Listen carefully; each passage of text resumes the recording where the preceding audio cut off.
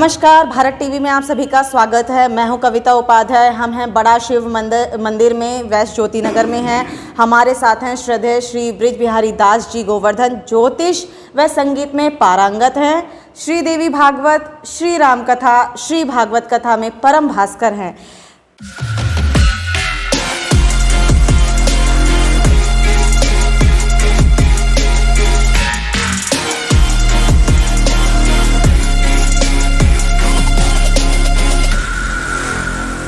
महाराज जी, नवरात्र का छठा दिन है, माता कात्यायनी का दिन है। क्या विशेष महिमा, क्या विशेष पूजा?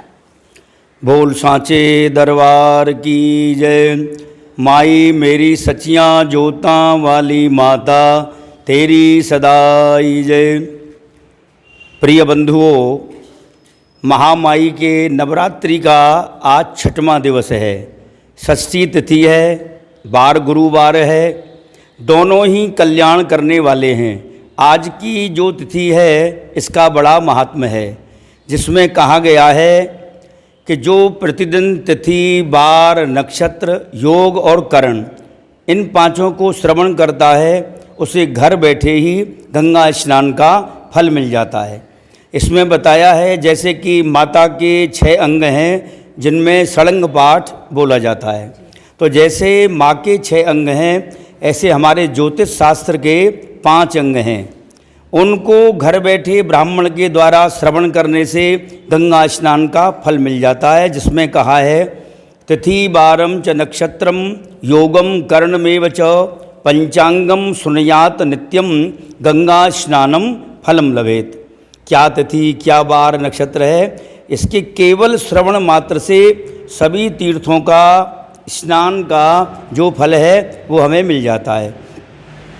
तो आज का महामाई का जो दिन है वो कात्यायनी जो देवी हैं, आदि की अधिष्ठात्री हैं। ये माता बड़ी कृपा करने वाली हैं। इनकी महिमा को जितना कहा जाए उतना ही कम है।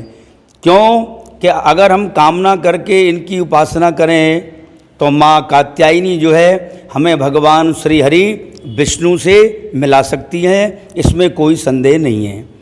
कात्यायनी माँ का जो ये नाम पड़ा है, ये इसलिए पड़ा, महर्षि कात्यायन हुए, उनकी जो पत्नी है वो मैत्रेयी हुई हैं। दोनों पति पत्नी का एक दिन विचार बना कि हमारे कोई संतान नहीं है। तो जहाँ जिस परिवार में, जिस दाम्पत्य में पति पत्नी का एक विचार होता है, वहाँ साक्षात कोई ना कोई शक्ति या भगवान स्वयं प्रकट होता है। तो दोनों का विचार बना हमारी संतान नहीं है, संतान हो जाए। पति पत्नी दोनों ने, महर्षि कात्यायन ने जाके घने जंगल में हजारों वर्षों तक जो है तप किया है। तो वहाँ तप करने के बाद में भगवती जगदम्बा जो महामाया है वो प्रकट हुई हैं, इनको दर्शन दिया है और दर्शन दे के कहा कि हे महर्षि कात्यायन, आपने कठिन तप किया है, वरदान मांगो। तो महर्षि ने कहा कि हे महामाया, आप साक्षात माँ स्वरूप हो, मैं आपसे क्या मांगूं। तब भगवती महामाया ने कहा कि हे महर्षि, 3 लोक 14 भवनों में कोई ऐसी वस्तु नहीं है जो मैं तुम्हारे लिए नहीं दे सकती हूँ। यानी मेरे लिए कुछ भी अदेय नहीं है। तुम्हारा जो तप है ये बहुत विशाल तप है। तब महर्षि कात्यायन ने कहा कि हे माँ, आप देना चाहें तो हमें संतान का वरदान दें। तब भगवती महामाया ने विचार करके कहा कि हे महर्षि, मैं तुम्हारे लिए दूसरी कोई संतान नहीं दे सकती। तुमने इतना कठिन, दोनों पति पत्नी ने तप किया है, इसलिए मैं स्वयं तुम्हारे घर में कन्या का रूप लेके प्रकट होके आऊँगी। तो प्रिय बंधुओं, भगवती महामाया आज के दिन आश्विन मास में 6वें दिन जब प्रकट हुई हैं महर्षि कात्यायन के यहाँ, तो उनका लालन पालन पोषण ये सब जो है महर्षि ने किया है। तो कात्यायन के गृह में जन्म लेने के कारण इनका नाम कात्यायनी प्रसिद्ध हो गया है। बड़ा सुंदर इनका स्वरूप है, स्वर्ण के समान इनकी कांति है, मनवांछित देने में बहुत ये प्रवीण हैं। अब देखिए, एक और बहुत बड़ा प्रमाण है श्रीमद् भागवत में। गोपियाँ ब्रज में जो थीं 16,000 गोपियाँ हैं। सारी गोपियाँ माघ के महीने में और तुम्हारे कार्तिक के महीने में प्रातः 4 बजे ब्रह्म मुहूर्त में जाके यमुना में स्नान करती थीं। और स्नान करके भगवती जो जगदम्बा है उनका नाम है कात्यायनी। तो वो जमुना किनारे वृंदावन में आज भी मंदिर है, वो कात्यायनी देवी की पूजा करती थी। पूजा करके ये श्लोक श्रीमद् भागवत का है। गोपियाँ कहती थीं कि हे माँ कात्यायनी महामाई महायोग निधेश्वरी नंद गोप सुतम देवी पति में कुरुते नमः। कात्यायनी देवी की पूजा कर रही हैं और वरदान क्या मांग रही हैं? नंद गोप सुतम देवी पति में कुरुते नमः। हे माँ, हे कात्यायनी, आपकी पूजा हमने की है, हमें अगर वरदान आप देना चाहती हैं तो ऐसा देना, नंद गोप सुतम देवी, नंद के पुत्र जो भगवान श्री कृष्ण साक्षात नारायण हैं वो हमको पति स्वरूप में प्राप्त हो जाएं। तो ये वही कात्यायनी देवी है। इन्होंने वरदान गोपियों को दिया है, तब भगवान श्री कृष्ण की उनको प्राप्ति हुई है। तो प्रिय बंधुओं, एक विशेष ज्ञान आज की माँ कात्यायनी से तुम्हें लेना चाहिए, जो कि गोपियों ने भी इसका प्रमाण दिया है। हम किसी भी तीर्थ में जाएं, किसी देवी पे जाएं, किसी देवता के धाम पर जाएं, कहीं भी सारे विश्व में 33 करोड़ देवता हैं, सबके पास जाएं, लेकिन मूल बात ये है, याद रखना, किसी देवता के आगे दर्शन करो कोई मनाही नहीं है, किसी तीर्थ में जाओ कोई मनाही नहीं है। अगर उस देवता की पूजा करके अर्चना करके वरदान जीवन में जब भी कभी मांगो तो अपने केवल इष्ट की भक्ति मांगना, जो तुम्हारा भगवान है, जो तुम्हारा स्वामी है, जो तुम्हारा इष्ट है। अब देवी पे गए तो देवी मैया से मांगने लग गए, किसी और देवता पे गए, भैरव पे गए तो भैरव से भैरव जी का कुछ मांगने लग गए। तो उनसे नहीं मांगना चाहिए, केवल प्रार्थना करके अपना जो इष्ट है उसकी भक्ति मांगनी चाहिए। ये प्रमाण गोपियाँ दे रही हैं।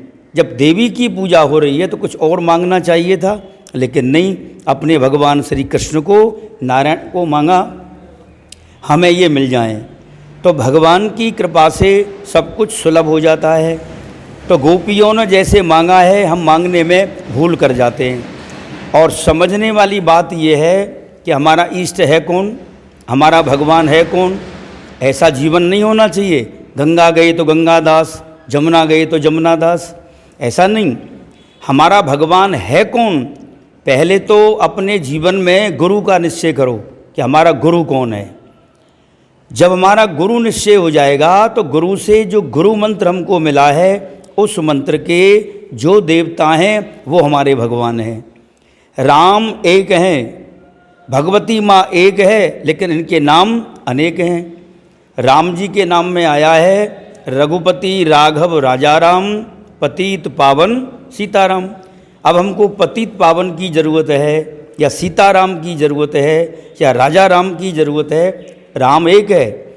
हमारी कामना क्या है, आवश्यकता क्या है, उसके अनुसार हमें उसी ही रूप का स्मरण करना चाहिए। तो 9 दिन की जो ये व्यवस्था है, ये माँ के 9 रूपों में इसलिए वितरित की गई है कि एक एक दिन में भगवती महामाया के जो ये 9 रूप हैं, हम अलग अलग उनका विधिवत पूरा समय देकर के उनका स्मरण करें। तो आज की जो कात्यायनी माँ हैं, इनकी पूजा करनी चाहिए, आरती उतारनी चाहिए, क्षमा याचना करनी चाहिए और ओम कात्यायनी देव्यै नमः इस मंत्र का जाप करना चाहिए। और दुर्गा सप्तशती पाठ का जो नियम है, पहला तो ये है कि पुस्तक को कभी हाथ में नहीं लेना चाहिए। चौकी पे पटरे के ऊपर लाल वस्त्र बिछा के पुस्तक को वहाँ विराजमान करना चाहिए। हाथ में उठाने से दोष लगता है। पाठ प्रारंभ करने से पहले ग्रंथ को, पुस्तक को, सप्तशती जो है उनको प्रणाम करना चाहिए। रखने के बाद प्रणाम करना चाहिए। जैसे इसमें 13 अध्याय हैं, हर अध्याय के बाद में यदि हम 13 अध्याय का पाठ करते हैं तो एक माला जो नवारण मंत्र है, ओम ऐं ह्रीं क्लीं चामुंडाई विच्चे, हर अध्याय के बाद में एक माला हमें करनी चाहिए। देवी के पाठ करने का ये बड़ा सुंदर नियम है और इससे सिद्धि प्राप्त हो जाती है। इसका पाठ करना चाहिए। सप्तशती का पाठ पूर्ण होने के बाद में प्रणाम करके, घुटने टेक करके माँ को साष्टांग प्रणाम करना चाहिए। तो भगवती साक्षात स्वयं अपना जो सर्वस्व है उस भक्त को प्रदान कर देती हैं, इसमें लेश मात्र भी संदेह नहीं है। तो आज की जो कात्यायनी माँ है, इनकी विशेष उपासना करिए, इस मंत्र का जाप करिए। और एक विशेष बात, मागे धनवती कन्या फाल्गुने शुभगा भवेत, ध्यान से सुनने की चीज़ है।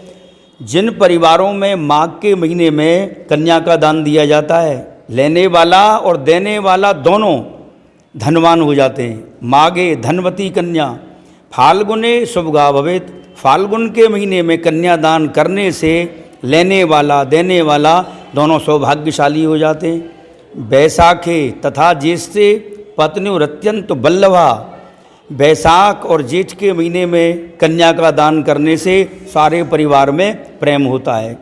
और एक मूल बात, जिन परिवारों में संतान कम होती हैं उन परिवारों को ध्यान रखना चाहिए, अपने पुत्रों का जो विवाह है वो आषाढ़ के महीने में करना चाहिए।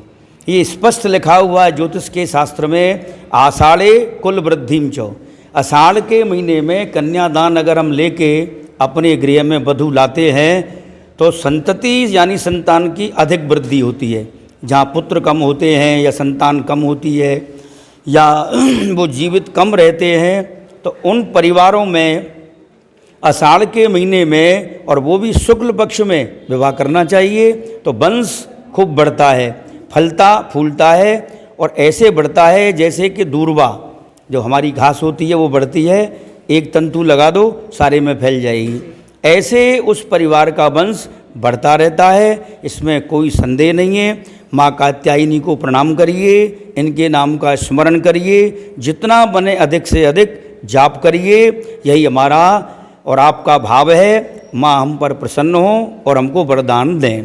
बोल सांचे दरबार की जय।